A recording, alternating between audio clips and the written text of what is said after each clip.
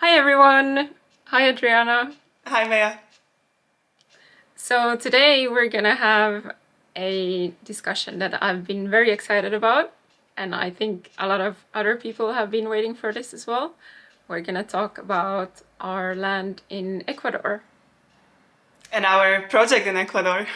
Yeah, our project in Ecuador, of course. That's But the whole point, right? let's start with the land because that's more or less where the story starts. Well, kind of. Yeah, that's very interesting. I think we should start there. So, yeah, maybe just let's get straight ahead with well, where did this idea come from to begin with? Like how did we get to buy land in Ecuador? Yes. So this story starts a little bit before I joined Mossy Earth. So between my last job and being with Mossy, I took some time off and I went to travel in Ecuador with my friend. And my dream has been since I was a kid to visit the Amazon rainforest because it is the temple of biodiversity. It's Yeah. what I grew up watching as a kid in documentaries, and that's where this love for nature and inspiration came from. As I'm sure for many people grew up um, on these documentaries about the rainforest and the jungle. So we headed to the Amazon when we were spending time in Ecuador, and we stayed in this small eco lodge inside the Yasuní National Park, and it really made a big impression on me because the lodge was run as a community project. So the idea um, behind it was to create income opportunity for the community that lives just outside the national park, but that also own land inside the national park. Um, so basically, this lodge was bringing up jobs to these 40 more or less families that are living there, um, and I really wanted to meet the man behind the project. So I was nagging our guide, who was his brother, to introduce me. And the day we were leaving, we met with the person who set up this project, Freddie. And we stayed in touch. We decided to stay in contact because I wanted to see, if I could support them somehow. Because they had other ideas, also about education and doing more conservation work in the area. So we stayed in touch, and very shortly after I joined Mossy Earth, he reached out saying that there is this land for sale not too far from their eco lodge, and asking if we as Mossy would be interested in buying this land because he was afraid that the land would be sold to somebody who would exploit the rainforest, to say, to put it simply. So there were people coming, kind of prospecting the land for gold, because there is a lot of illegal mining going on in the upper Amazon. So we are kind of starting on the lowland already, but the Amazon stretches more further towards the Andes, and there is a lot of illegal gold mining going on there. And people started coming, lower and lower and seeing if there is any gold there. And there were also some people, seeing if the land would be suitable to grow palm oil. Hmm. So, he was passing the lands with the boat as he was going to work from the city to the lodge, and started to talk to the owner and to the people there and just learning more about the situation, and he was looking for possibilities of how to safeguard this land. So he was reaching out to several contacts that he had, of people who have visited the lodge previously, and we were the ones who kind of carried it from the idea stage to all the way to the end of buying the land together. So that's Yeah. that's in short the story of the Yeah. of the of the past year, more or less, or half a year. So how long was this process? Like after we were presented with the idea, until we ended up buying the land, and how did that go about? It wasn't an easy process, was it? So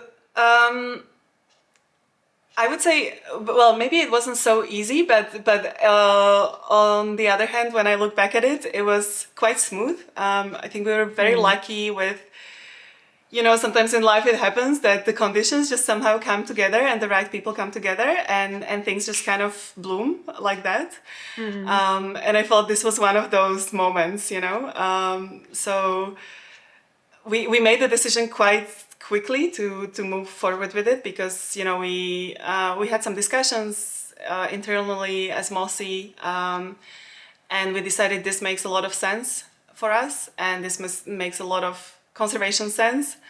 And, you know, we felt like this area is really lacking the presence, like a long-term presence of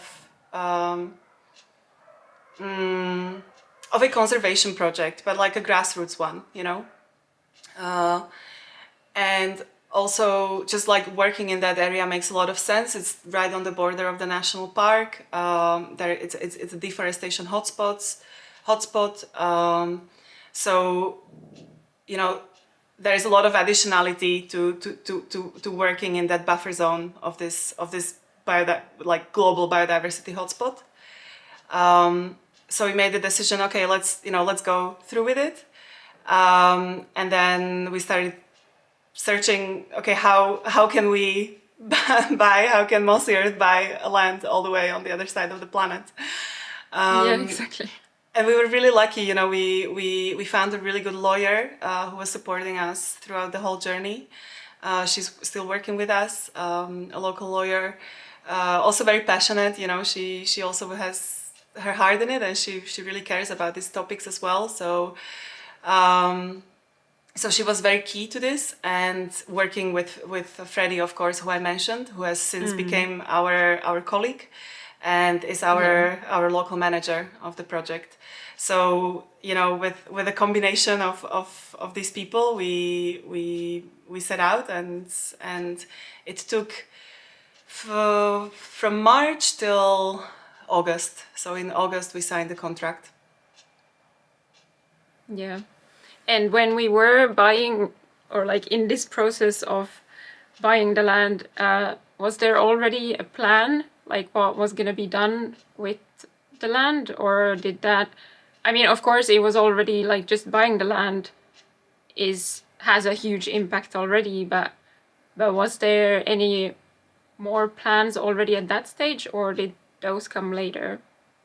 Yes, so, you know, like you say, we thought, in the least, we, by buying this land, we protect it and we let it regenerate, because there are some areas that have been deforested, turned into, you know, cattle pastures or plantations of different crops. So we thought, the least we do, we protect these 200 hectares. But of course, the idea was, you know, we want to put our roots down here and think long term and think much bigger than just the land. So there were discussions of, you know, how can we use this land as like a base or a building block of a bigger project, and how can we have impact in the wider area. So, you know, the initial ideas were,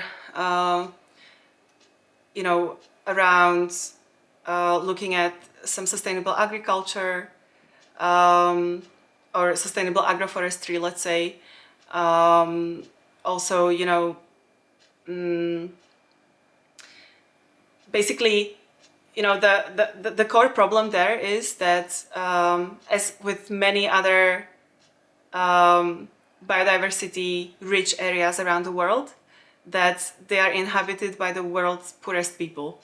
So the conservation challenge there is really an economic challenge, because these areas don't need to be restored. The biodiversity is there, these amazing ecosystems are there, and they are healthy. The challenge is Yeah. how to protect them long term, right? Mm. So we knew from the beginning that this is going to be a different project, very different to what we've done so far. It's going to be a project focused more on the community work and looking at how can we make the standing forest valuable, and how can we support the people that live there to generate income while protecting the forest, ideally, or at least not exploiting it, not over exploiting it. So we've been playing around with different ideas, and after visiting, we decided that the most impactful avenue for us would be looking into ecotourism, sustainable tourism, because there's great potential there. There's already a base, that Freddie has been working on over the past 6 years with his ecolodge. So we are looking at how to increase that potential, how to bring more people in, and I think tourism has a massive potential when combined with conservation, but it has to be responsible and it has to be sustainable. Yeah. Yeah, that's great. So, like in usual projects, we have some kind of an intervention on the ground where we try to help nature to restore, but here we don't need to do that. So that's kind of the difference. We instead provide like an alternative for people who otherwise might exploit the forest in a way that might be destructive to the nature. Our project is about providing an alternative so that they can live alongside nature and have an income without that being destructive to nature, right? Yes, exactly. So that's the idea. Yeah. Yeah, I think that's very cool. And it's like in long term also, we're really working with the community and building something for the community, right? Yes, and this is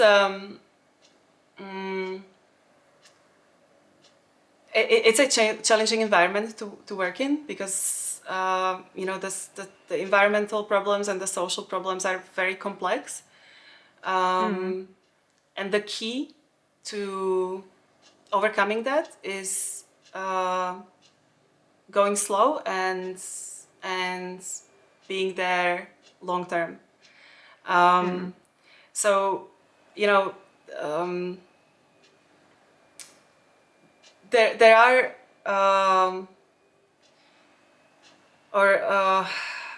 how to say this, there are projects that are being done in the Amazon, but the kind of weakness of these projects often is that they have a limited funding, so for a limited amount of time, and they come in with often like predetermined activities, some key performance indicators that they need to fill, and they are pushed by these grants to fill this, and somehow the people working for these NGOs, or whether they're development NGOs or conservation NGOs, they're trying to make a long-term impact with a limited amount of time, and that's very challenging, and oftentimes this really fails.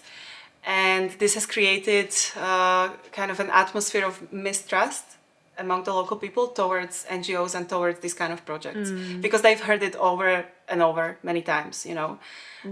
People come in with big plans, big projects. They promise a lot of things, but usually these projects don't deliver. Usually they are run from some headquarters, either from the capital or even from a different country.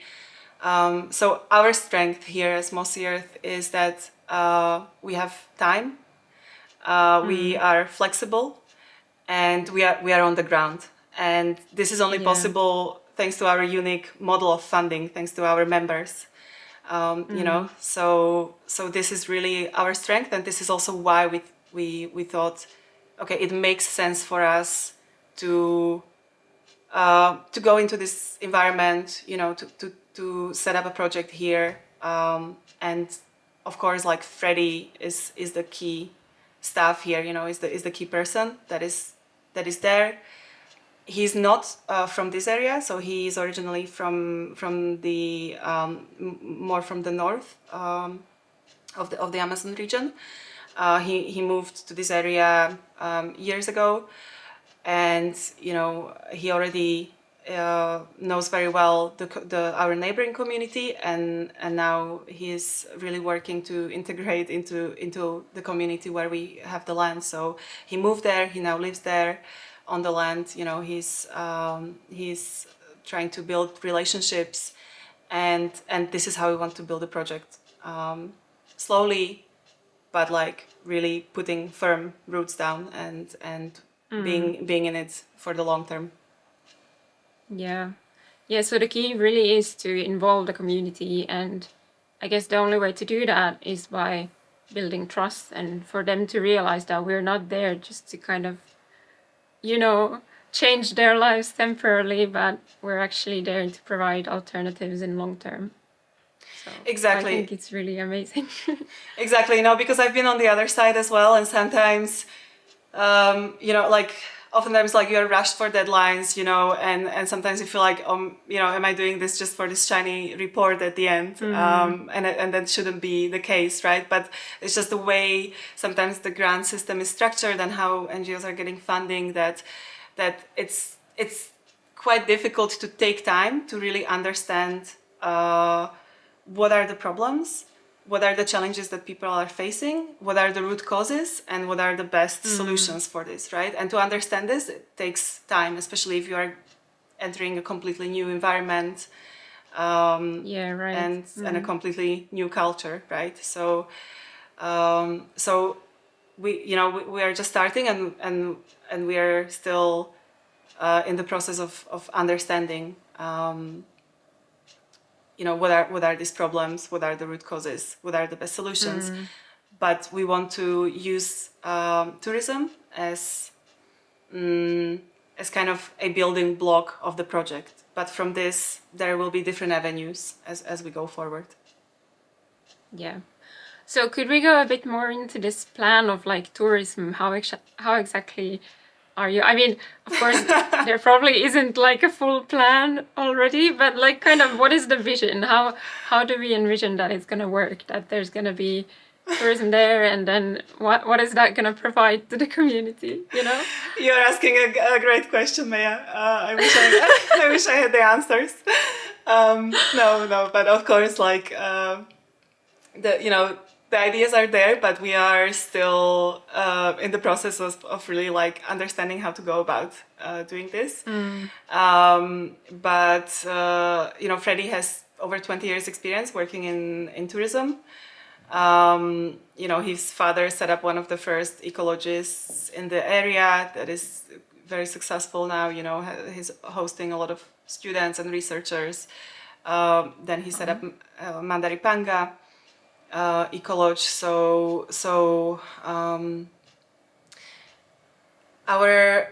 We feel like our main. So you know, we want to put this know-how together. So our know-how and Freddie's know-how, and what we're good at is communication. So we are, you know, we see our role. We see our role not mainly, but to a great extent to let the world know about this place, because they have something really great set up there. I mean, I visited, I spent time there. The problem is that not a lot of people know it's there, right? It takes a lot of time being on the internet to find this special place, right? If you want to go to a, you know, an intimate kind of environment, you know, not with a huge group, you know, being in the jungle. There are options, but I feel like this is a very unique one. And you know, there's this element of this is a community thing, so you are supporting the community directly. so our aim is to bring attention, let the world know, and also create other other types of products to attract different people. So we would, we are thinking of how to integrate more conservation into the activities that are already taking place there. Yeah. Well, in that sense, we're perfect to like do this kind of communication because our audience is already very like I believe they appreciate this area. Like you said, it's not for everyone. It's for people who actually value the richness in the biodiversity in this area. So in that sense, I think like most people who we reach are these kind of people who really value this thing. So I think that's great. I hope so, and I mean I believe so. And exactly like you say, it's not your typical holiday by the sea, because it's there is a lot of insects. It is hot. It's muddy, but it is just incredible. Like the amount of biodiversity that is there.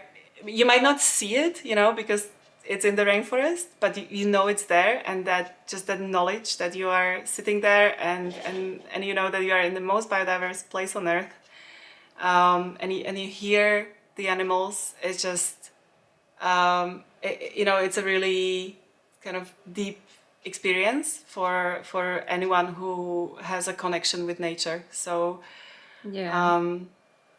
I think it's definitely worth visiting because it's very spiritual. For me, it was a very spiritual experience, and just knowing that there are places like this on Earth, and being able to get a little peek and also see how people live there. It's very interesting. Yeah.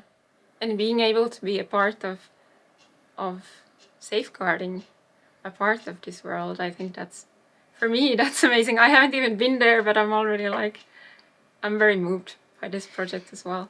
Exactly, and like you say, just knowing that by visiting, you are actually contributing to protecting that special place on Earth. That's amazing. That's why I really think that tourism has a big potential for conservation, and there are many successful projects around the world that show this. Okay, so what about we go more into how special this place is? Because I know a lot of our members really want to learn more about this. I mean, there will be videos about the place also and the ecosystem and everything, but what are our plans on that side? I know that we don't have that much plans to do like any kind of big interventions there or anything, but just for our members who really love to have these insights into the ecosystems and biodiversity there and everything, maybe you could tell us a bit about that. Yes, so like you said, the beautiful thing there is that you just leave it be, and the rainforest comes back. The national park is just across the river. We are surrounded by very healthy rainforests, so even the pastures and the deforested areas, they all regenerate very quickly. We would like to monitor this regeneration to learn more about the process of how these trees are coming back, and like what is the succession on these pastures, because there hasn't actually been much research done on this in the area. So this would be very interesting to collect some data. And we also want to monitor biodiversity on the land. So monitor the changes, or compare, how does the biodiversity on our land in the forest that has been influenced by human activity, how does it compare to your pristine rainforest in the national park. And we also we want to start kind of inventorying the biodiversity to see what we are actually protecting, right? And then so this is one of the ideas. We would like to welcome researchers, also students, people who can come learn from that place, but also maybe that, try to see how we can facilitate, thank you, exchange between the local people and people who are coming there, right? So also education will play a big part of this project. We would like to start with some environmental education in the local school. Because basically the paradox is that these kids, they live in this biodiversity hotspot, but they are not really taught anything about it. And that's such a shame, right? Like, Yeah. It really depends on the family. Like Freddie grew up in a family where his parents were, or his father specifically, was really teaching his kids about the jungle and respect towards the animals and towards nature, and they were spending a lot of time in the rainforest. But a lot of the kids today, they don't really have, if their parents, are not guiding them, they don't really have contact with the jungle. Like I don't think they even go there probably, So we would like to start some nature club, to bring the nature closer to the kids and bring the kids closer to the nature. Also teaching English, that's a big asset for the local people. Also, for further employment. And yeah, like seeing, building the capacity according to the needs. So as we go forward, I'm sure there'll be other kind of workshops and trainings that we'll try to bring in, bringing up the new generation of guides and conservationists. So that's the romantic ideas that we have, and slowly, little by little, we are trying to chop away at it. Yeah, but I think that's the great part about this project, that we actually have the time to do it, and we have the time to do it properly, and like to get to know how things work locally. And we have Freddie there, who also knows how things work. Because I mean, a lot of times the problem is that like people from outside come and want to help, and then it's like from above, sort of trying to help. But we're really doing it from the ground up, or at least that's how it feels to me, right? So I think that's really amazing. Yeah, exactly like that. That's, we really try to be conscious of this, that we don't impose anything. We don't come with our preconceptions or concepts about how things should be or shouldn't be. That really, the real change comes from within the local reality and the local context, and it can only be sustainable if the people that live there adopt it and carry that forward, right? Yeah. But this is a gradual process, and it takes a lot of time. But I'm happy that we have that time, and that we have that adaptability also, to trial and error, to understand and react, right? And Yeah. have that dialogue with the people that live there. Yeah, that's great. Okay, what about, I just have to ask you, because this is like the one question that is in every discussion. So, long term, what's your vision? Like, if everything, works out, all these dreams that we have about the area, how do you see, like, what would be the ideal, how it would develop long term? So I'm going to share Freddie's vision, and he's a dreamer. He always, whenever there is a challenge, he'll usually say, I'll dream and I'll see what we do. So his dream is that one day the world will talk about our project, as an example of how community development and conservation can go hand in hand and work together. So Yeah. in the idealistic world, this would be where we get to, or where we try to approach to. So, you know, but we are idealists. I mean, Mossy Earth is built on idealism, so. But I mean, if you don't dream big, you won't achieve it. So. Exactly. Yeah. No, I think that's a great vision. And it's quite realistic as well, right? Or Yes. could be. I mean, you know, I feel like with these things, as with anything in life, there is not really an end goal. It's just it's about what path you want to be walking. So that's it. Yeah, and either way, it's progress. So. Yeah, that's a good good way to end this long discussion. And as usual, there will be videos about this project where people will get a glimpse into the ecosystem and more information about the project, and in the project page, of course, as well. So head to mossy.earth for more information there, and feel free to comment in the account. We will try to reply to all of them. And yeah, that's it. Thank you, Adriana.